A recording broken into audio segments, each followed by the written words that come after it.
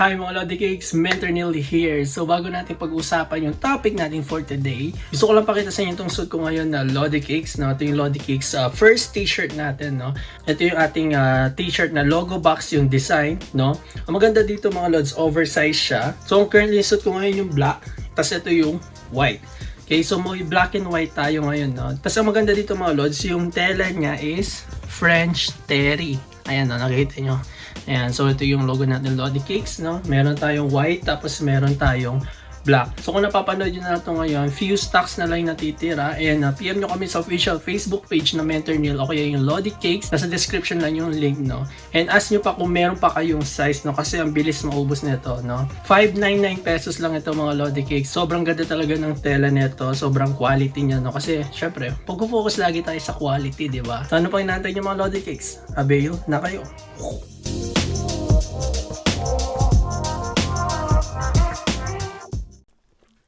So sa video natin for today mga Lodi Cakes ay pag-uusapan naman natin yung candlestick. So dito sa pagtatrade mga Lods, kailangan natin matuto paano magbasa ng candlestick. So doon sa chart mga Lods, no, kung open nyo yung trading view, makikita nyo yung ito, yung merong red, may green, no, yung merong mga tusok-tusok na parang kandila. So tinatawag itong Japanese candlestick. So the reason why Japanese candlesticks tawag dito kasi nakita to or na-invento to or originated ito from Japan noong 18th century. At ginagamit ito para i-track yung price movement ng bigas nung panahon na yon. Kumbaga yun yung Japanese commodity markets. So yung naka-invento nun ay si Munehisa Homa. So, sinimulan niyang nirecord yung open, yung high, yung low, and close prices of rice over the time and represented this data in a graphical form that resembles the modern candlestick. So, nakita niyo ito, in-highlight ko siya. So, nakalagay dito open, high, low, and close. So, nung nirecord niya ito, nag-form ito ng parang modern candlestick na merong katawan, tapos merong wick. Yun yung kung saan natin inano yung apoy, diba? Saan natin sinisimulan yung sunog. Tapos yung each candle na nire-represent sa isang trade session, depende sa anong time frame yun. At yung body ng candle ay naka-indicate kung yung price ba ay nag-close siya higher or lower. So dito natin malalaman kung yung market ay paangat ba, pababa. Isa to sa mga evidence or proof na gagawin natin to reason out kung bibili ba tayo ng isang asset o magbebenta. So meron tayong slang na ginagamit sa trading mga Lods, no? Merong bullish at bearish. So from the word bull, no, o parang toro, 'di ba? Ang toro kasi mga Lods kapag sumusuwag sila ng sungay nila pataas. So that's why tinawag siyang bullish. Tinawag naman siyang bearish dahil yung mga bear kapag sumusuwag or umaatake pababa. So, yun yung slang words nila sa pagdating sa trading. So, kapag uptrend yung market, bullish siya, kulay green, yung mostly nakikita natin or default color na nakikita natin sa screen. So, ano nga ba yung itsura ng candlestick? Makikita natin na itong part na to, itong box na yan yung body nila. Tapos, itong mga guhit sa taas and baba nila, yan yung wick. So, itong body na to, ito yung nagre-representa ng open and close ng price. Habang yung wick naman, ito yung mga nagre-representa kung ano yung pinakamataas o pinakamababa niyang price na na-reach sa isang specific time frame. No? So, ito na may tsura ng bearish candle o yung downtrend. So, same thing, body, ito yung box, tapos yung wick, yun yung taas. No, yung taas and babang prices. So same lang sila nung bullish, pero most of the time nakikita natin to as red, black, no, and anything na pababa. So yung nakita niyo kanina ng words na OHLC and OLHC. So ito yung meaning nila. So itong OHLC, ibig sabihin nito is open, high, low, and close.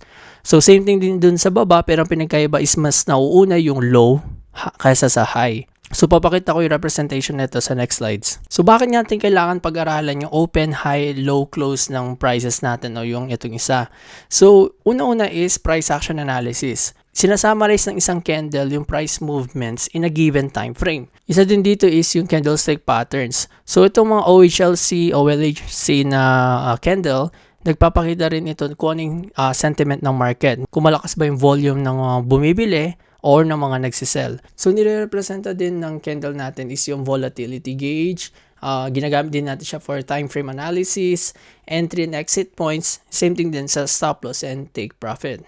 So, hindi to basta-basta letters na pinag-randomize lang nalagay, no? So, merong meaning yan. So, makikita nyo na nauuna yung O, ibig sabihin yung open. So, meaning, unang-unang mangyayari is mag-open yung price. Tapos, pangalawa, nakita nyo dito is low.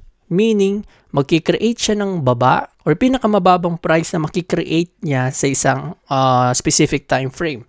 No? Yun yung pangalawa. Then, ang pangatlo is magkikreate siya ng pinakamataas na price. Tapos bababa siya ng konti or ewan kung saan siya bababa para mag-close yung price. So, yun yung bullish. So, kapag nauna yung create yung low tapos umangat siya, then yun yung bullish candle natin. Sa bearish candle naman mga lods is mas nauuna yung high kesa sa low. So, meaning mag-open yung price, then high, no, magkikreate siya ng highest price in the specific time frame, tapos bababa, magkikreate ng lowest point, then magko-close. So, papakita ko sa inyo kung paano ito gumagawa in real time. So, makikita natin dito, meron tayong mga stick dito. Ito yung bullish candle natin, no? Ayan, tapos ito yung bearish candle natin, bearish candle. Okay? So, sisimulan natin sa bullish candle. So, once, sabihin natin yung time frame natin is 1 hour. So, meaning, lahat ng OHLC na yan, magpe-play out lang yan sa loob ng isang oras. Okay? So, yun yung time frame natin. So, pag natapos na yung isang oras, dun magko-close yung price. So, simulan natin, no, ang bullish candle. So, first, mag-open up siya. First, mag-open siya dito. Okay? So, ito yung magiging opening natin. Open. So, ito yung itsura niya sa candle. Isang guhit lang yan. Okay? So, pagkabukas ng market, guhit lang yan. Wala siyang gagawin. So, yung pangalawa natin, di ba, is bullish candle is OLHC, di ba? So, ibig sabihin, ang second na gagawin niya is magkikreate siya ng low. Okay? Ayan, low. So, kapag nag-create siya ng low, from here, nag-open siya, bababa mo na yung price. So, ano yung tsura nito dito? Pagka-open niya, bababa siya dito. Okay? So, makikita natin yung candle na magkikreate siya ng body pababa. Okay? So, now, nag-create na siya ng low, babalik ulit yan sa taas para mag-create ng high. Diba? Open, low, and high. Okay? So, ito yung high natin. So, ano yung itsura nun sa candle? Ang mangyayari, itong box na to, aangat siya sa taas, tapos, mag-iiwan nito ng wick. No? So, ibig sabihin ng wick na yan, history yan, or dito nang galing yung price kanina. Okay? So, aangat yan. Okay? Ayan, umabot na dito sa high natin. So, dahil umabot na siya dito sa high, ang next na mangyayari, so, kung sabihin natin patapos na yung 1 hour time frame, no? Bababa na yung price para maghanap ng closing. Bababa, tapos, sabay, close. Okay? So, mag-close na yan. So, ano yung itsura na ito sa candle? So, dahil bumaba siya, bababa yan, tapos mag-iiwan yan ng wick sa taas, kung saan yung pinaka-highest point na inabutan niya. Then, pag nag-close na yan, yan na yung final form o pinaka-last nating itsura sa 1 hour time frame candle. So, ano mangyayari? Kung 5 p.m. ngayon, then 6 p.m., mag-move on na tayo sa panibagong candle. So, sa market, kung saan nag-close yung last candle, so for example, ito, diba, dito siya nag-close, doon magsisimula yung open price ng next candle. Okay? So, nagme-make sense ba? So, pagka-close na dito mag-open yan sa closing mismo. Okay? So, doon na siya magkikreate ng another candle. Depende kung ano mang gagawin niya. Pero, kung ano isa nag-close yung last candle, doon mag-open yung next candle. Okay? Now, example naman tayo sa bearish. So, sa bearish, di ba, ang bearish natin is OHLC. Okay? So, meaning, una mo na is open. Okay? Dito yung open natin. No? So, dito yan. So, pagka-open ng price, flat lang yan. Then, kikreate mo na siya ng high. Highest point of the thing. So, highest point mga lods. So 1 hour time frame pa din tayo. So mangyayari sa candle, aangat yan. Now, ang mangyayari, kikreate siya ng lowest point sa isang oras. So, ang mangyayari, ito yung pinaka-lowest point natin. Lagi na lang sumasama. Yan. So, mangyayari is bababa ito. Tapos, mag-iiwan siya ng wick dito. Okay? Kasi ibig sabihin, nanggaling siya dito sa high. Nanggaling siya sa high. It means, ito yung proof na umabot na siya dito sa price na to. Now, malapit na mag-close yung 1 hour natin. Aangat to. Tapos, magko-close. Ayan, so magko-close na siya nun.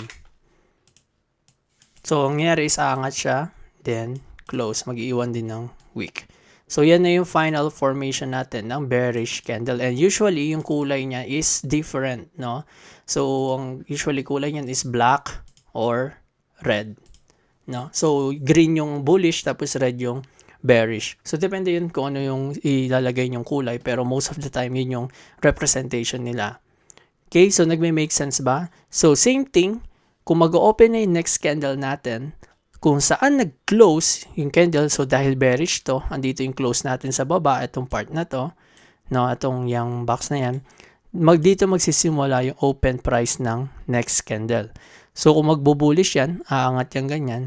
Ayan, meron tayong bullish candle. No, so nagme-make sense ba mga lods? No, kung saan nag-close yung last price, doon mag-open yung next candle. So kung saan nag-close yung last candle, doon mag-open yung next candle. So ganun nagwo-work yung candlestick sa market mga lods. And hindi lang yan, hindi lang tayo basta-basta nagbabasa dito.